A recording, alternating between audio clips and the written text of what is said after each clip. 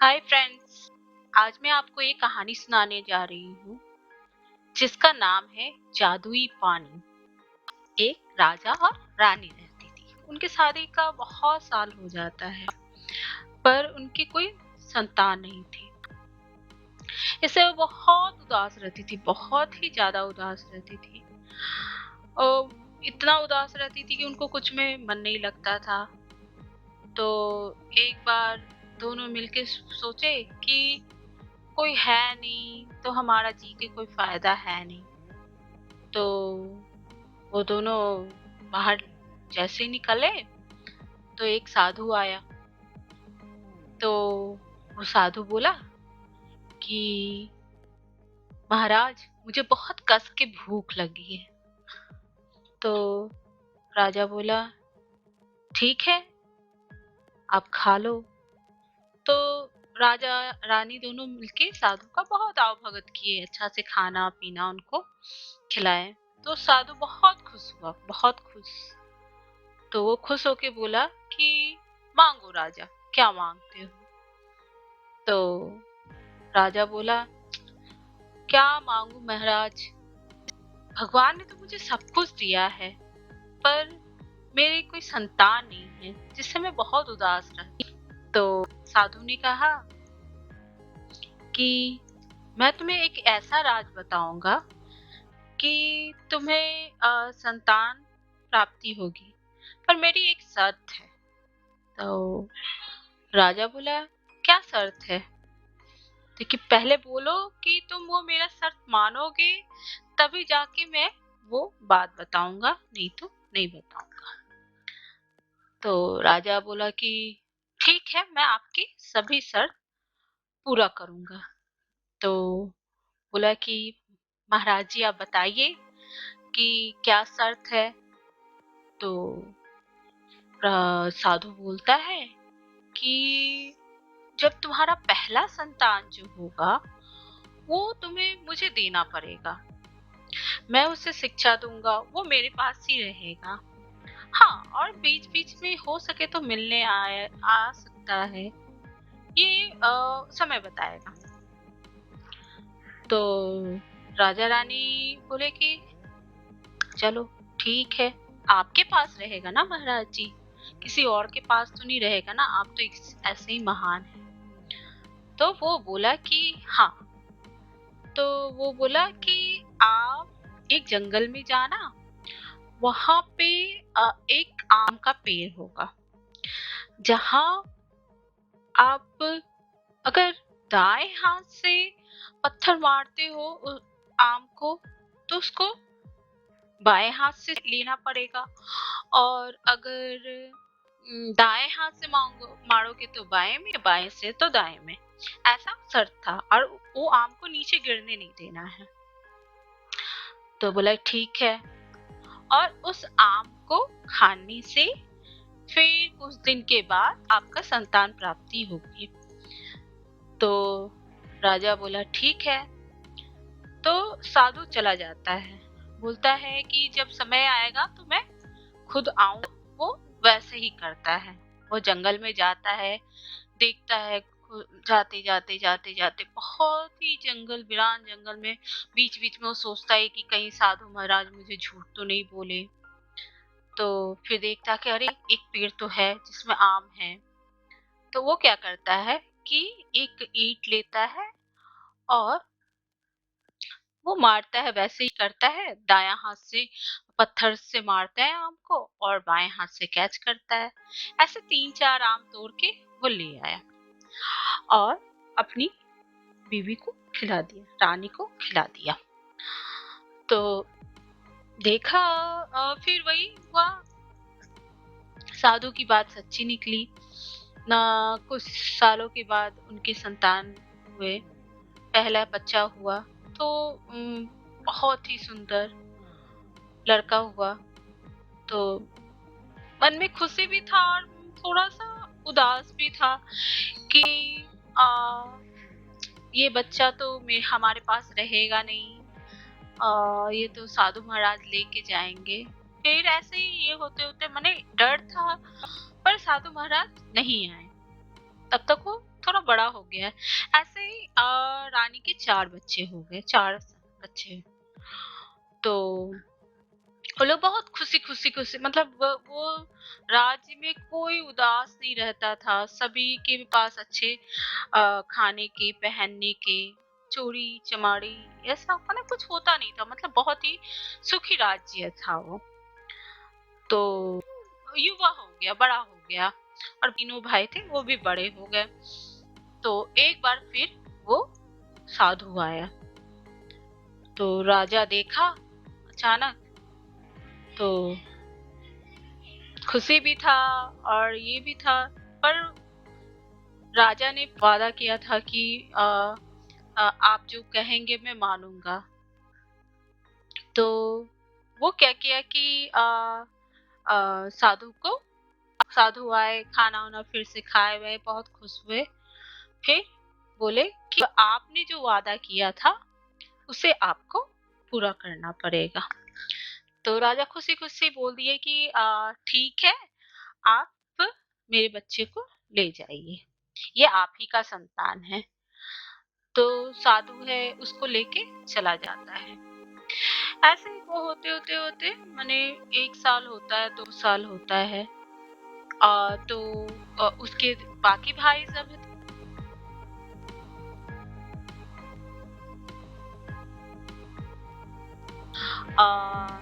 मैं जाता हूँ और भाई के पास जाऊंगा और उनसे मतलब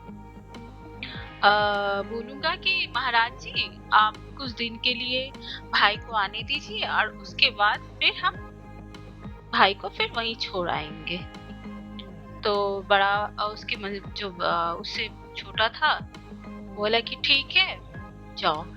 कि तुम्हें रास्ता पता है कि हाँ हम लोग जब साधु महाराज के साथ जा रहे थे तो हम लोग बहुत दूर तक भाई को छोड़ने गए थे, तो उतना दूर तो हमें रास्ता पता है। तो बोलता है कि ठीक है। और उन्होंने बोला है कि काला पहाड़ के पीछे झुनझुन पहाड़ वाला, ऐसे ही वो पहाड़ का नाम था। तो फिर क्या होता है कि का जो सेकंड वाला बेटा होता है वो जाता है कि मैं जाऊंगा और बाकी भाई लोग यहीं पे रहेंगे। तो वो चला जाता है, वो जाता है।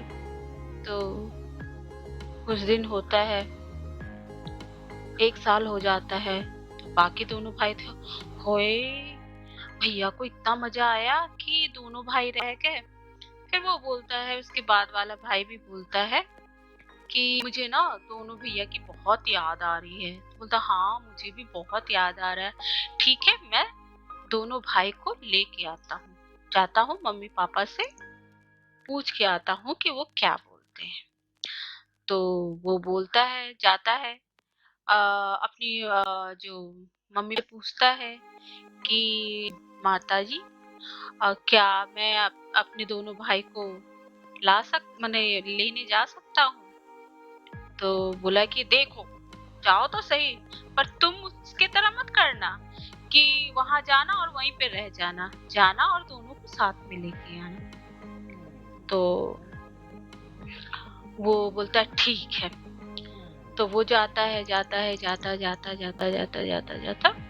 अरे वहां पहुंच जाता है, साधु के पास पहुंचता है। तो वो साधु देखता अचानक से, तो बोलता है कि अरे तुम। लेकिन हाँ महाराज जी मेरे दोनों भाई कहाँ हैं।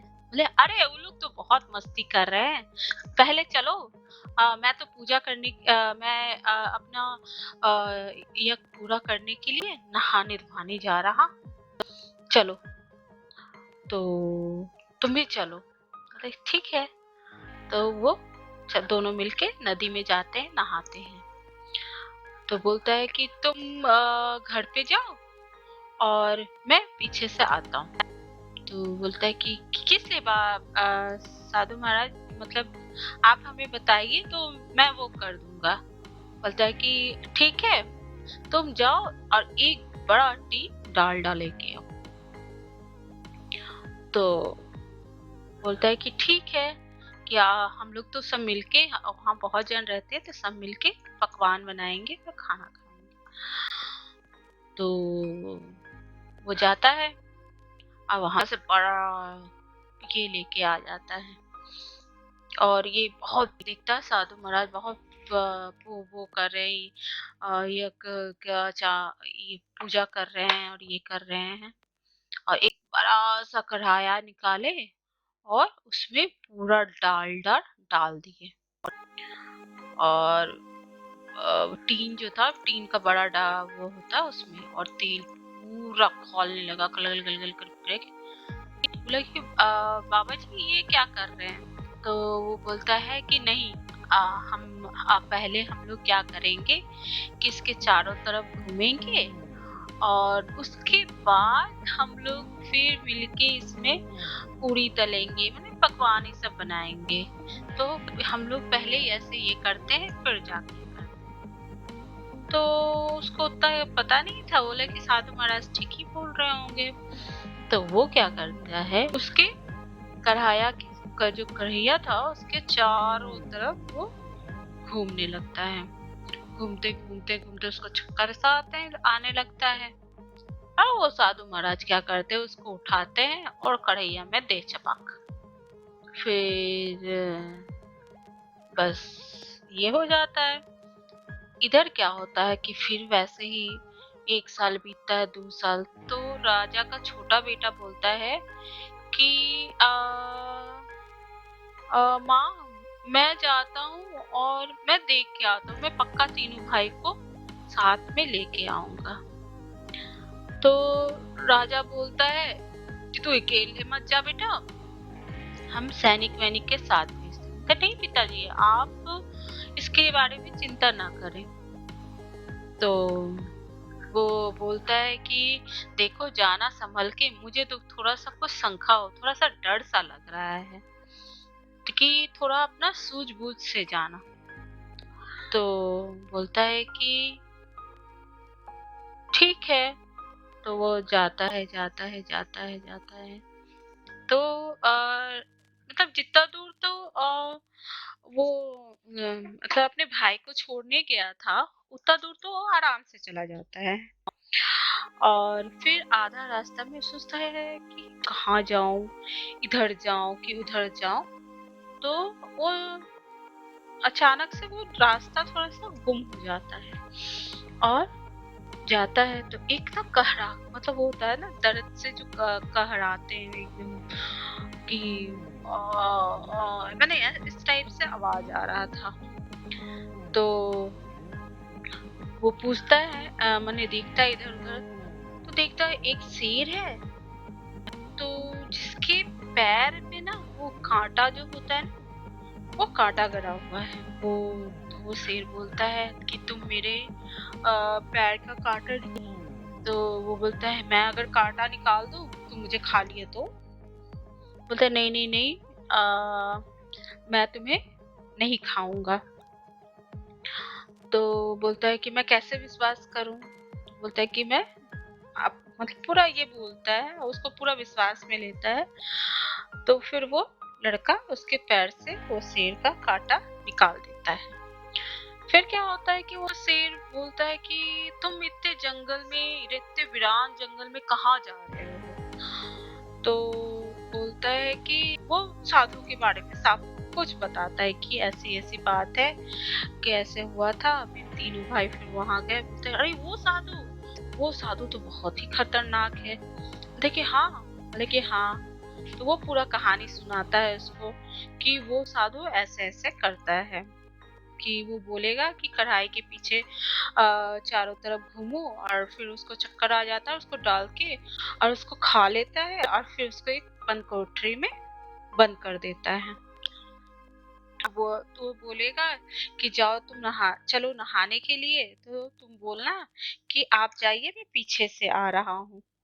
वैसे करके ऐसे तुम पूरा वहां से और वहां पे एक जादूगर भी है और वो जो साधु था वो मेरे 4 बच्चे थे चारों बच्चे को भी लेके गया और वो सबको ना अपने झांसे में ले लेता है और सबको उल्लू बना के और उसको अपने गुफा में लेके जाता है और वहाँ ये करके उसको खा लेता है और वो अपना अमर होने के लिए ये सब करता है।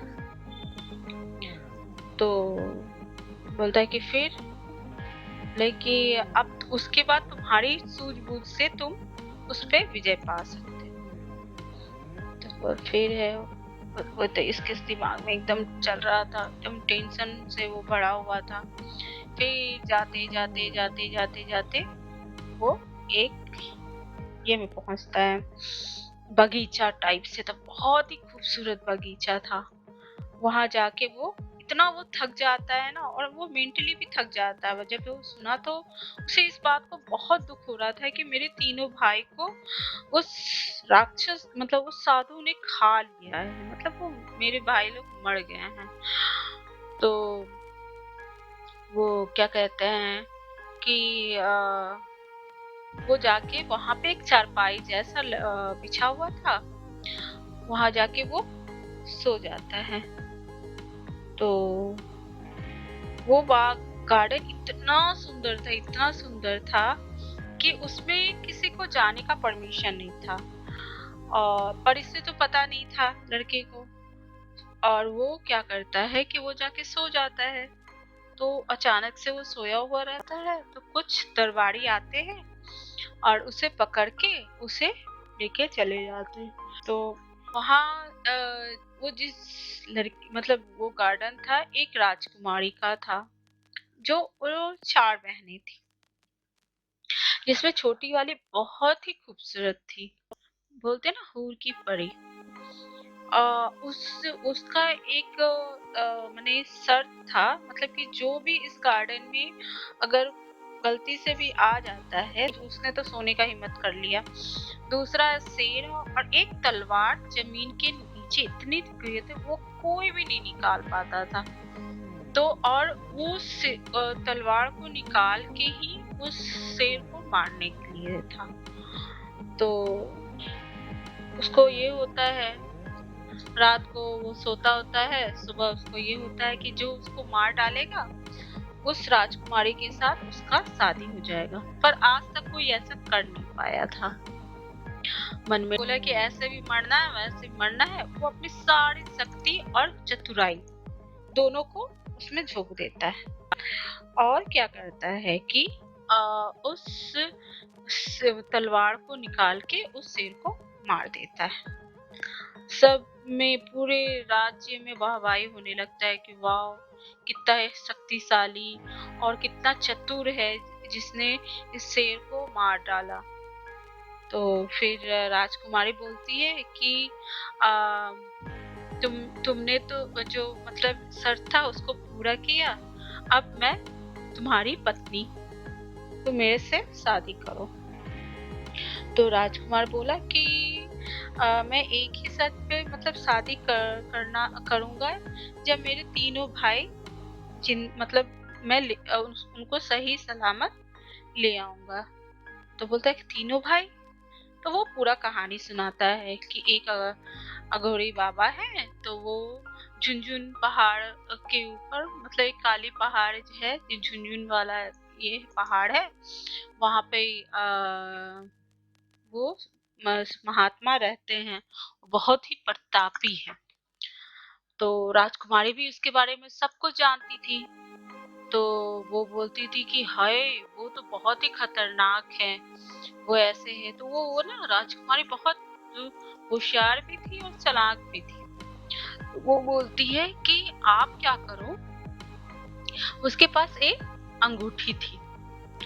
तो बोले कि ये अंगूठी मेरे प्यार की निशानी मुझे एक बहुत ही महान जादूगर ने मुझे दिया था, तो इसको लेके जा, मतलब ये मेरे चिन्ह मतलब वो होता ना प्यार की निशानी, या जो बोलेंगे इसमें मतलब कि तुम मेरे, उस टाइप से उसको दे देता है और वो उसके उंगली में पहना देता है और बोलता है कि ठीक है मैं जाता हूँ अपने भाई के पास और अपने भाई को सही सलामत लेके आऊंगा।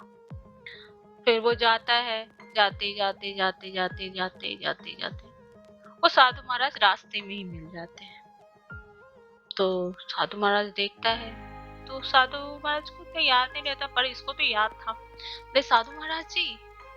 बोले हाँ, कि आप मेरे बड़े भाई को लेके गए थे। जब वो बताता है, बोलते हाँ हाँ हाँ, वो तो तीनों खूब मस्ती कर रहे हैं, खूब ये कर रहे हैं। मैं कितना भी बोला कि जाओ तुम लोग चले जाओ, पर वो लोग जाना ही नहीं चाहते हैं। बोले कि हाँ महाराज जी, हम जाएंगे और कुछ दिन के बाद फिर मैं बड़े भैया को वापस भेज दूंगा। तो फिर बोलता है कि हाँ हाँ चलो, तुम जाओ और नहा धोआ के चले आना, मैंने चलो नहा धोआ के चलते हैं। तो बोले कि ठीक है महाराज जी, आप पहले गुफा में तो आप पहले घर तो लेके चलिए। बोले हाँ लेके चलेंगे ना। नहीं तो वो जिद करता है तो वो जाता है। तो गुफा में जाता है, तो गुफा थोड़ा सा डरावना टाइप से था, पर ठीक ही ठाक था। वहां पे एक रूम था जिसमें ताला, बहुत बड़ा ताला मारा हुआ था, और उसमें से ना कुछ कुछ आवाज आ रहा था। तो वो उधर जाने लगता है। तो साधु महाराज, नहीं नहीं तुम उधर मत जाओ। तो बोलता है क्यों महाराज जी। बोले कि नहीं नहीं, वहाँ अभी चलो, अभी पूजा के वक्त है, हम लोग नहा धोआ के पहले हम लोग तब फिर हम लोग भोजन वोजन करेंगे, फिर ये करेंगे। तो वो बोलता है, जो साधु मतलब लड़का बोलता है कि महाराज जी आप पहले चलिए, मैं पीछे से आता हूँ। तो बोलता है कि ठीक है आओ पीछे से। तो वो साधु महाराज नहाने के लिए निकल जाता है, और इधर ये जल्दी जल्दी जल्दी देखता है वो रूम में। तो उस रूम में वो जादूगर था, और उस जादूगर का हड्डी बोल रहा था कि राजकुमार तुम यहाँ क्यों आए हो, तुम भाग जाओ, नहीं तो ये साधु तुमको मार डालेगा। तो वो बोलता है कैसे मार डालेगा। तो बोला कि देखो तुमको ऐसे ऐसे करेगा, तो कि कोई चीज का उपाय तो होता होगा ना। तो बोले कि हाँ उपाय तो है। तो बोले कि क्या है। देखिए देखो तुम्हारी जो अंगूठी है ना, ये बहुत ही प्रतापी अंगूठी है, और इसमें जो भी तुम पानी अगर उस अंगूठी को उसमें डाल के और सब पे छिड़क दोगे तो हम लोग ठीक हो जाएंगे, वो पानी जादुई हो जाएगा और हम लोग सब जिंदा हो जाएंगे। तो वो बोला कि चलो ठीक है। तो वो पीछे पीछे पीछे, क्योंकि वो डरा हुआ था कि कहीं फिर पीछे से साधु महाराज ना आ जाए, तो वो दौड़ते हुए चला जाता है नहाने के लिए। दोनों मिलके खूब नहाते हैं, मस्ती करते हैं। वो मतलब ऐसा उसको फील कराते हैं कि उसके जैसा कोई है ही नहीं। वो भी खुश होता है। उसके मन में फिर एक बार वो होता है कि सही में ये कर सकते हैं क्या। पर क्या होता है कि वो नहाते हैं, फिर वो साधु बोलता है कि जाओ 2 टी डालडा लेके आओ। तो बोलता है कि महाराज जी डालडा क्यों, तो पकवान खाएंगे, पर घर में तो कोई था नहीं। अरे तुम्हारे भाई लोग गए हुए हैं लकड़ी वकड़ी लाने के लिए, मैं ये इधर आया था तो उनको वो पूछ रहा था, मैंने बताया। तो बोला कि हाँ हाँ सही है, वो सारा सामान लाने के लिए चला गया है। तो ये जो बोला ठीक है, वो जाता है बाजार से 2 टी डालडा का लेके चला आता है, बड़ा सा कढ़ैया फिर चढ़ाता है। तो वो बोलता महाराज जी भाई लोग तो अभी आए नहीं। अरे चलो ना, तब तक क्या होता है हम लोग ना भजन कर लेते हैं। तो बोलता है कि भजन। हाँ, तो हम जब ये कढ़ाई चढ़ाता है तो यहाँ पहले हम लोग चारों तरफ घूमते हैं। घूमते हैं कैसे घूमते हैं, तो जादूगर वो पहले ही बता दिया था कि देखो वो तुमको जैसे ही बोलेगा कि इस कढ़ाई की ओर चारों तरफ घूमते हैं, तो तुम घूमना नहीं, बोलना कि मुझे नहीं आता है, पहले तुम घूम के दिखाओ।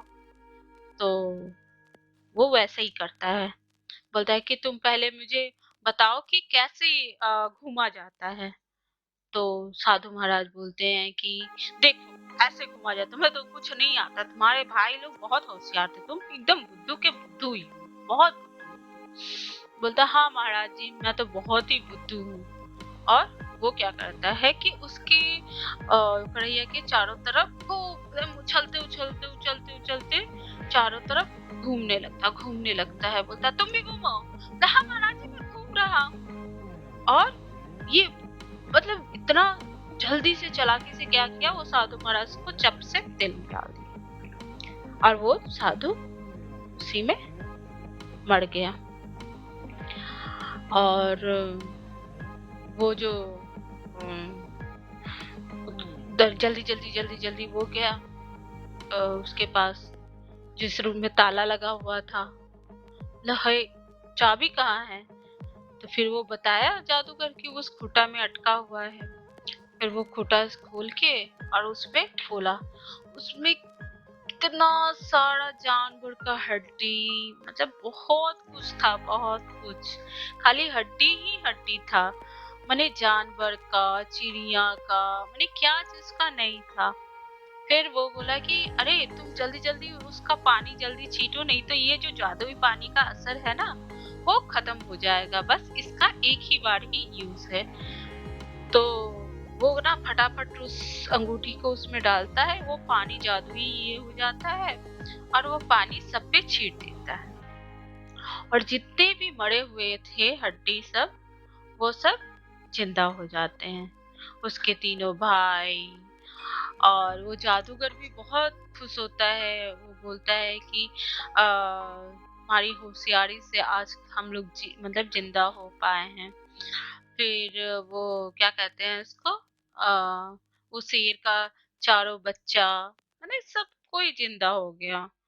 तो फिर उसके बाद क्या हुआ कि वो अपने भाइयों को लेके वापस चला आया। तो पहले वो रानी लोग के पास गया, तो वो बोला कि मैं तो सबसे छोटा हूँ, मैं तो पहले शादी कर नहीं सकता हूँ, पहले मेरे बड़े भाई का शादी होगा तब ना मैं शादी करूंगा।